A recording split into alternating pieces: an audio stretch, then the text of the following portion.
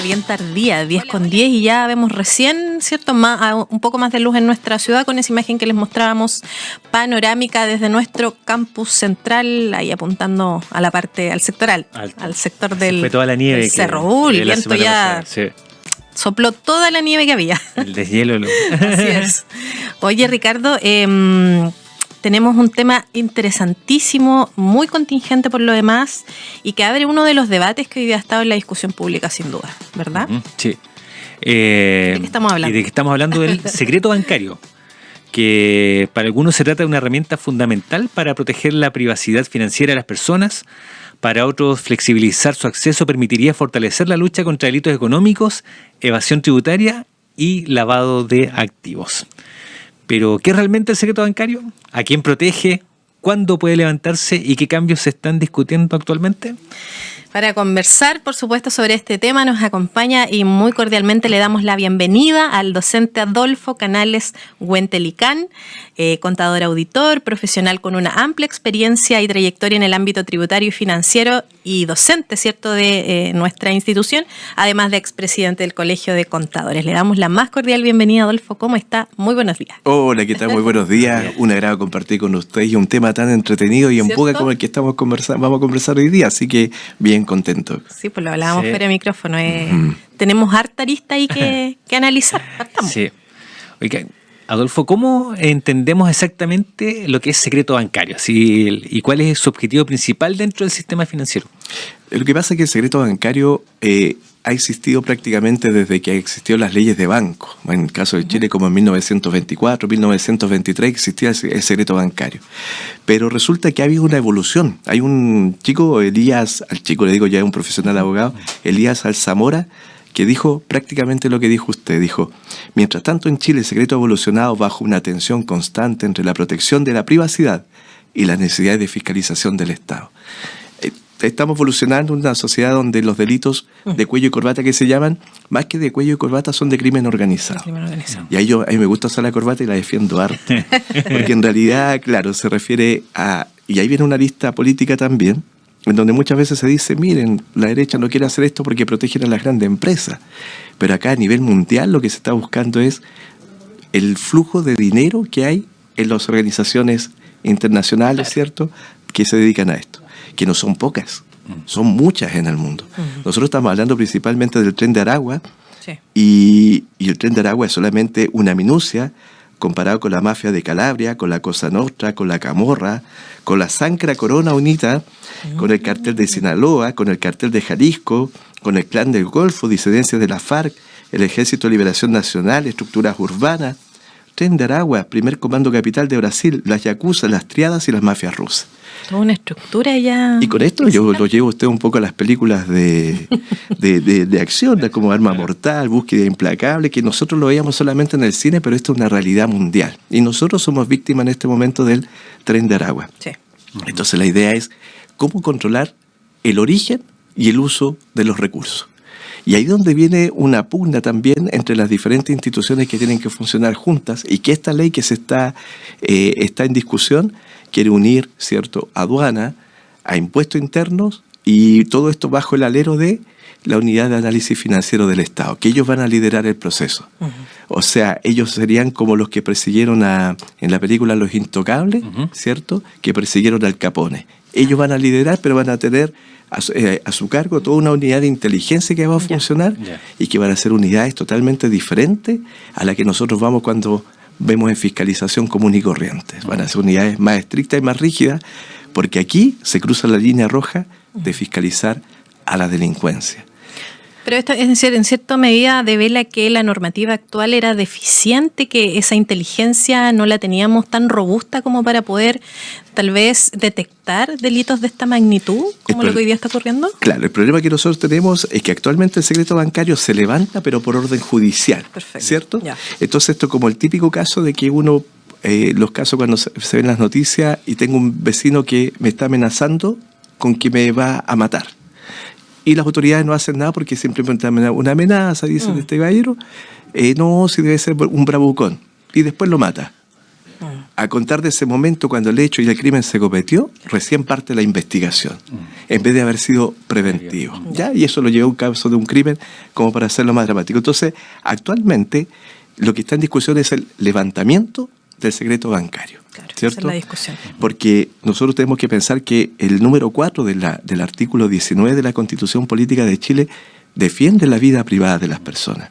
Nadie debe saber, y no le interesaría saber, en qué gasto yo mi dinero, por ejemplo. Sí le interesaría saber impuesto interno de dónde me llegó la plata. Claro. Porque obviamente evadí impuestos y que no declaré todo. Pero en qué gasto yo mi dinero, puedo gastarlo en actividades a veces infantiles, lo que ustedes quieran, pero oye, qué raro, este canal, no sé, pues se dedica a comprar muchos cómics, por ejemplo. Entonces, eso es lo que está en una pugna y lo que dice un sector político que dice, oye, no vulneremos la privacidad de las personas. Pero por el otro lado, tienen que entrar a revisar las cuentas bancarias antes, pero con autoridad, no pidiendo por favor.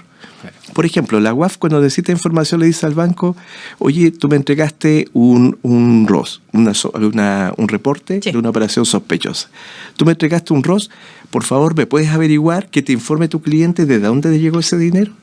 Mientras se hace esa vuelta larga, encontramos un ejecutivo estresado al otro lado, que también podría ser un ejecutivo implicado como lo que hemos conocido, se demora, dándole salida para el malhechor, para salir de este tema. Claro. Entonces, la idea de esto es ser preventivo y exigir. Oye, encontramos un ROS de canales que tiene un depósito de 200 millones de pesos, inmediatamente actuamos, empezamos a investigar y tiro líneas con aduana, con impuesto interno, con los organismos competentes, para que en este caso la comunidad de inteligencia, para que en este caso se pueda frenar el ilícito. O sea, las alertas saltan, pero no son tan... La vuelta es más larga, digamos. Larguísima. En el caso de la matanza que hubo, ¿cierto?, en Lampa, el UAF ya había avisado anteriormente que uno de los implicados tenía movimientos sospechosos, pero Fiscalía hizo caso omiso. Entonces aquí nuevamente pasamos por el tema de recursos en Chile, que yo tengo entendido que en la UAF, en este momento en la Unidad de Análisis Financiero, hay como entre 14 y 16 fiscalizadores para todo un país, donde hay unos movimientos extraordinarios. Y les quiero traer una noticia antigua, del 14 de julio del 2025, que salió publicado en CIPER Chile, donde ya se había detectado que durante un periodo hasta del 2020 al 2024 habían sacado 13.500 millones de pesos del país. Entonces uno dice, oye, si esto ya era normal, ¿qué estamos esperando para legislar al respecto? Ahora, por otro lado, yo tengo una aprensión, que de repente las instituciones públicas se confunden con el tema de cumplimiento de metas, ¿ya? Que no tiene nada que ver con los bonos, PMG, ese es otro camino aparte, pero cumplimiento de metas. Entonces, lo que yo tengo aprensión sí que realmente esto se haga de tal manera que no molesten al ciudadano común y corriente. O sea, que si a Canal le encontraron 300 luquitas extra, oye, vamos a perseguir, porque saben que cuando tú tienes ingresos que no has declarado, y que puede ser cualquier persona que pitutea, le llamo el pitutito en Chile, las multas van de un 50% al 500% de lo que tú no declaraste. Aparte de hacerte pagar el impuesto, te aplican esa multa, y si tienes un negocio te aplican clausura. Por eso la gente está asustada igual, porque dice, oye, ¿qué pasa si me encuentro una diferencia por un pitutito? Hay todo un tema cultural financiero que Chile no tiene y que nunca lo ha tenido. Cuesta mucho decirle al pyme, viejo, esta cuenta corriente es exclusiva para tu negocio. Claro. No lo mezcle con lo personal. Yo no me tengo que enterar qué haces tú con tu vida personal. Claro. Entonces llévala por separado y cuando quieras dinero para tu tema personal, retíralo y traspásalo si quieres a tu cuenta RUT y ahí hace lo que tú quieras, como un retiro contablemente. Pero Chile no tiene esa cultura y Sudamérica en general nunca la ha tenido de llevar un orden financiero. Tú hablas con tus clientes que usan sus cuentas corrientes de la empresa, con las personales, con las de la señora, etcétera. Claro. Pero en este caso que estamos hablando de secreto bancario para efectos de frenar el crimen organizado, también los parlamentarios tienen que tomar en cuenta lo siguiente, que con una ley como esta también tú proteges a muchos inocentes, porque el crimen organizado, sus fuentes son horribles. Yo hice un resumen, por ejemplo, trata de blancas, las víctimas son inocentes, las extorsiones, comerciantes, víctimas inocentes, secuestros, víctimas inocentes, narcotráfico, Las víctimas son los chicos, las chicas drogadictos. Claro. O sea, tú te fijas que esto se alimenta en una cosa más tóxico que esto no vas a encontrar. Y después tú ves que después está el contrabando, la comercialización de mercadería robada y el lavado de activos, que eso ya parte de su maldad, es su misma turbiedad del negocio. Pero el resto, si tú te fijas, esos 76.000 millones, la gran mayoría, salió de víctimas, de diferentes víctimas. Entonces, esta normativa va más allá que simplemente un cumplimiento, que darle pega a las policías es simplemente ya frenar algo que a nivel mundial se está sintonizando. Claro. Sí, Adolfo, en ese sentido un poco lo que nombras tú de repente en la percepción de la ciudadanía, se siente que un poco lo que nombras tú, que de repente la gente que vende por Marketplace, que tiene una pequeña empresa en vivo que vende ropa, yo porque estoy con mi tarjeta de Mercado Pago, porque compro estas máquinas, me castigan más que a otras personas o a los grandes empresarios, siente como una injusticia tributaria, por así decirlo, no sé si el término es correcto, pero tú lo percibes que igual es así, que hay como una injusticia al gran empresario, que de repente, oye, temas de colusión, como se han visto casos en nuestro país, no tienen la misma persecución que de repente tienen con la persona que, no sé, 300.000 pesos que gana por vender ropa, por así decirlo. Claro, no. Primero pensemos que las grandes empresas están estructuradas de tal manera que tienen un orden legal. Tienen un orden legal porque, por ejemplo, la señora del almacén evade impuestos porque ella misma atiende su almacén. Mientras que los dueños de grandes empresas no atienden su propia empresa porque no pueden estar en todas las partes parramados. Entonces ellos tienen toda su estructura de control interno. Pero por supuesto que hay empresas que se han coludido, porque obviamente lo hemos visto, cohechos también han habido. Entonces también se hace necesario porque quien nada hace, nada teme. Pero también está el tema de cómo detona después el tema de acusaciones criminales, por ejemplo. Que no salgan acusaciones gratuitas. Porque los titulares grandotes dicen, no sé, pues están investigando a empresa industrial no sé cuánto por un sospecho de... Y resulta que la empresa es inocente. Entonces, esas son las cosas que hay que tratar de ir regulando, pero yo lo veo con buenos ojos que lo haga la unidad de análisis financiero, porque va a ser con un enfoque profesional. Y obviamente lo que se maneje ahí tiene que estar cerrado en una caja, pero una caja que está incluido las policías, el Ministerio Público, Impuesto Interno, aduana, porque ellos van a trabajar profesionalmente y no van a haber filtraciones. Si el tema es eso, o sea, que no haya filtraciones malintencionadas, porque por tema político, por ejemplo, viene un candidato X y no, entonces vamos a reventar la empresa del candidato X, vamos a aprovechar este instrumento y ahí empezamos la mala utilización. Por eso la redacción es muy importante que se haga adecuadamente, pero que se haga una ley buena, porque resulta que posiblemente grandes empresas también vinculadas a esto, sí, le hemos dado muchos años de ventaja al crimen organizado y no lo hemos frenado. Y siento que siempre, como conversamos en off anteriormente recién, el tema de la OCDE, por ejemplo, todos los países de la OCDE están con este tema ya, el levantamiento administrativo del secreto bancario, no el levantamiento judicial, sino que realmente la UAF ronca e inmediatamente pasa algo. Y resulta que ¿por qué Chile no? ¿Por qué estamos tan atrás? Si sabemos que estamos en el ojo del huracán y que somos un país que todavía se puede implementar controles. Ahora, quien nada hace, nada teme, o sea, sí, hay que entrar a regular y conversar qué es lo que pasa y mejorar los controles. De hecho, uno como docente siempre reclama que la empresa invierte un poco en control y una cultura nacional. O sea, estamos viendo que la UAF como estamento público tiene 14, 16 fiscalizadores. Si vemos que doña Dorothy Pérez dice, tenemos pocos recursos, pero con lo poco que tenemos hemos hecho maravilla, significa que Chile no tiene cultura de control. No. Pero este control, este descontrol, en este caso, más que el malo que quiere tener más plata y va a seguir teniendo más plata, es que estamos perjudicando a muchos inocentes en el no hacer nada. Y Al Capone cayó por eso, cayó por problemas económicos, no porque mataba a gente, por decir algo acá en la calle Boris, mata a alguien. Evasión de impuestos. Por evasión de impuestos y perdió todo su poder y su organización desapareció. Entonces hay que hacer una lucha descarnada con estas organizaciones, porque igual son como tú le cortas una cabeza y aparecen muchas más. Es como los Vengadores, el famoso Hydra, ¿cierto? Como la Hydra, que le cortaron una cabeza a serpiente y aparecen 3 más. Entonces, por eso hay que operar rápido y tiene que operar alguien concentrado que pueda estar protegido. Porque también nosotros hemos visto en Arica, por ejemplo, el fiscal de Arica, cómo fue perseguido a tal punto que él tuvo que separarse de su familia para poder seguir trabajando contra el tren de Aragua. Hay gente que ha hecho un trabajo heroico. Bueno, ahora hay que organizarlo de una mejor manera para que ellos puedan desempeñarse bien y al mismo tiempo estar protegidos.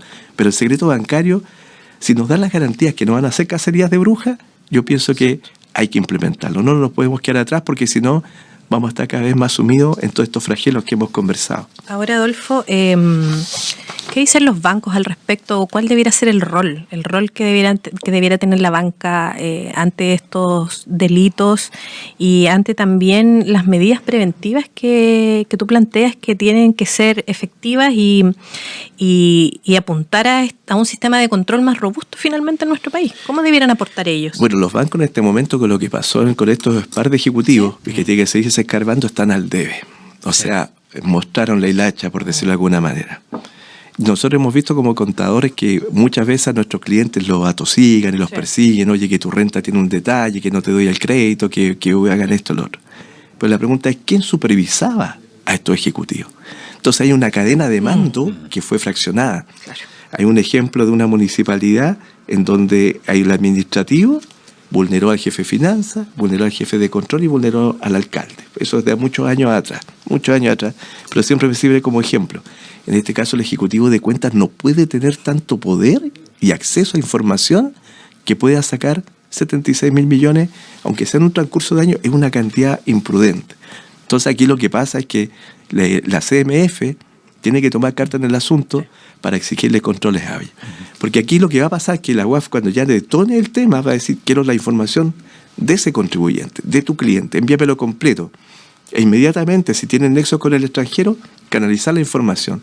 Este RUT o este individuo tiene nexos con Argentina, tiene nexos con Venezuela, claro, con Colombia. Van a cruzar todo. Cruzar todo. Y la UAF es el corazón de esta unidad de inteligencia nueva. Y al mismo tiempo canaliza impuestos internos, revisen esto, este gallo tributó por todos estos millones, oye, conservador de bienes raíces, ¿hay alguna herencia, compraventa, algo que pasó? Ellos tienen que ser este motor generador que va a tener que tener mucha fuerza y cuando tiene fuerza, personal. Y no pensemos en inteligencia artificial porque estamos en pañales. Tiene que ser personal físico, con experiencia, que se puede capturar de otras instituciones fiscalizadoras potentes y desarrollar esto. Pero los bancos, proveedores de información fundamental, sin demora, pero ellos en este momento están en el ojo del huracán. Sí. Porque te digo, o sea, un ejecutivo, por muy simpático que sea el amigo venezolano, no puede tener tantas atribuciones. ¿Quién lo controla? Entonces, la pregunta es, ¿ese banco funciona sin control? Ahí donde viene el tema. Claro. ¿Dónde tengo mi dinero? ¿Cómo evito los abusos y filtraciones de la información con respecto a los ejecutivos? Deteriora la confianza que tenemos como ciudadanos en el sistema financiero. O sea, no sabemos. Además, teniendo en cuenta la encuesta CADEM hace poco, que el 83% versus la desconfianza que genera apoya el levantamiento del secreto bancario. Claro, es una forma de empezar a ganar, de que nosotros ciudadanos los controlamos a ustedes, pero a través de esta institución organizada.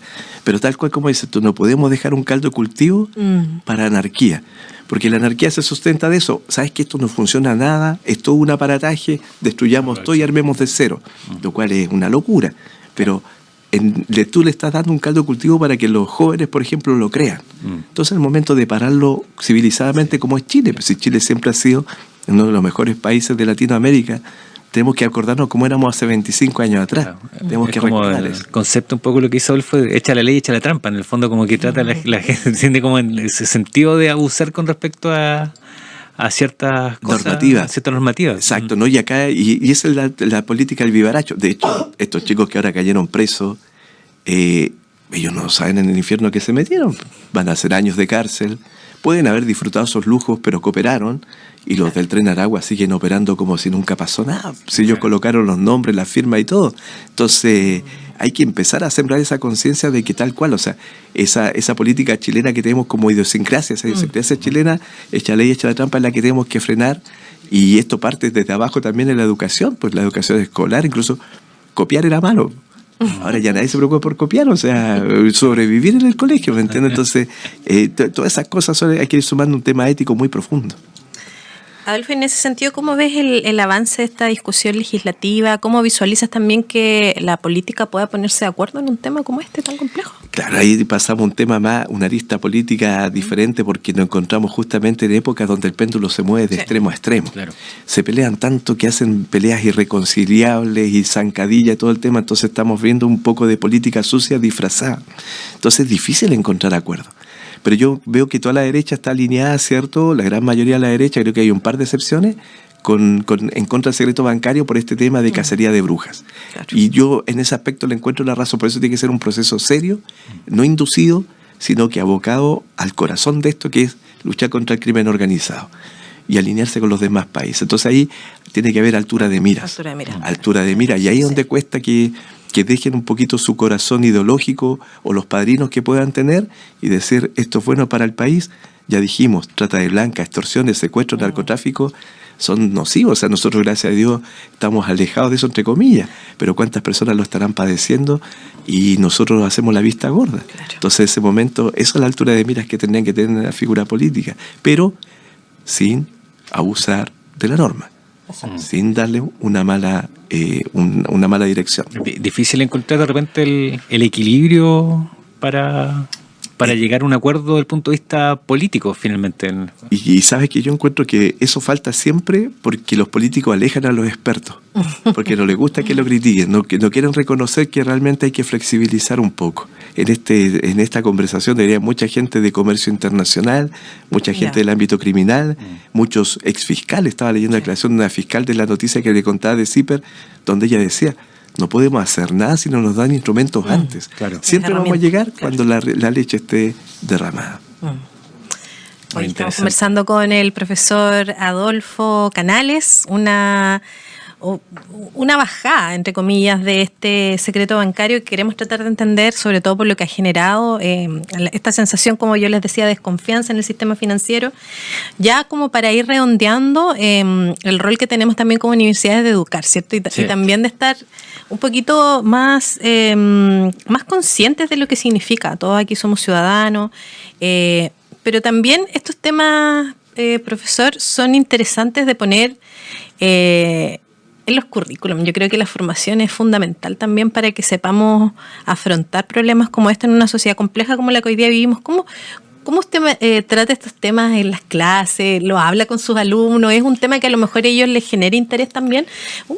Una pregunta quizás un poco más anecdótica, pero que yo creo que en las nuevas generaciones también es interesante por el hecho de que también van a manejar sus cuentas. El tema de la educación financiera, realmente, que yo creo que estamos bastante al debe en nuestro país. En el país no existe educación financiera. De hecho, la idea del mercado es endeudarnos. Nosotros todos nos quieren endeudar. Es ser esclavo de un banco específico, y una vez que ya te vacunaste con ese banco, por decirlo de alguna manera, ya quedaste toda la vida inmune con ello. Ahora, uno lo puede aplicar de muchas maneras en el aula, en el sentido, por ejemplo, a mí me toca laboral, tributaria y auditoría. Y auditoría, lo bonito es que me ha tocado que a los alumnos, bonito para mí, porque para ellos no es tanto, que me tienen que hacer exposiciones referentes a fraudes y evasiones de impuestos. Hasta el momento hemos tenido como 16 casos de los 16 creo que vamos como en el número 10 analizados, y los chicos salen a exponer. Entonces no es solamente hacer el IA, sino porque todo ocupa IA, porque no vamos a engañar, pero no hacer solamente el resumen, sino salir a exponerlo y hacerlo lo más anecdótico posible, para que no sea le pone casos reales. Casos reales. Entonces, y Chile está lleno de casos reales, internacionalmente igual. Pero el otro lado, cuando tú hablas de tributaria, la importancia de pagar impuestos, de acostumbrarte a pagar como corresponde, de pagar con tarjeta para que tu IVA llegue donde tenga que llegar, exigir la boleta si paga en efectivo. En el tema laboral, como empresario, no abusar de los trabajadores, y de los trabajadores que no abusen de los empresarios buenos. Entonces, al ir buscando eso, tú vas buscando ética de comportamiento, porque puede ser que los chiquillos en la casa, podría ser que la familia no se comporte éticamente, pero si él entiende el razonamiento, ahí podemos quebrar esta cadena de comportamiento de echa la ley, echa la trampa. Entonces se puede lograr. Pero la academia tiene mucho que decir en la enseñanza superior, porque en la media es otra tónica, es una tónica quizás más de comportamiento, de actitudes, de todo. Igual hay que ir sembrando, pero en la enseñanza superior es fundamental, y no verlo como, cuando uno lo imparte, como una broma, sino ver de la seriedad de este tema, de los impactos que tiene para un país, de los impactos que tiene para una persona. ¿Ya? Si nosotros entendiéramos, por ejemplo, de la importancia de que la droga es mala y el daño que le hace a una familia, no que le hace a una persona, sino a una familia, yo pienso que nuestro comportamiento no sería tan chistoso cuando alguien menciona algo de droga. Ya uno lo miraría así como algo de, oye, es feo lo que estamos hablando, porque la gente no mira impacto, ve todo como una broma, hasta que nos encontramos con las consecuencias posteriores. Así es. No, sobre todo teniendo en cuenta el impacto que tuvo, por ejemplo, esta mera operación que hizo, mera lo digo porque es una de tantas, del Tren de Aragua, lavar 75.000 millones en el ámbito tributario con todos los delitos antecedidos, Claro. tema social, ¿verdad? Es como todo un círculo que afecta a nuestro país. O sea, Exactamente. es un impacto a nivel país. Estamos dejando que chilenos sean víctimas de ellos. Sí. No nos importa nada. Entonces digo, pero bueno, entonces hay que normar, hay que legislar y hay que conversar. Y ahí es donde hay que buscar los puntos de encuentro, como bien decía, ¿cierto?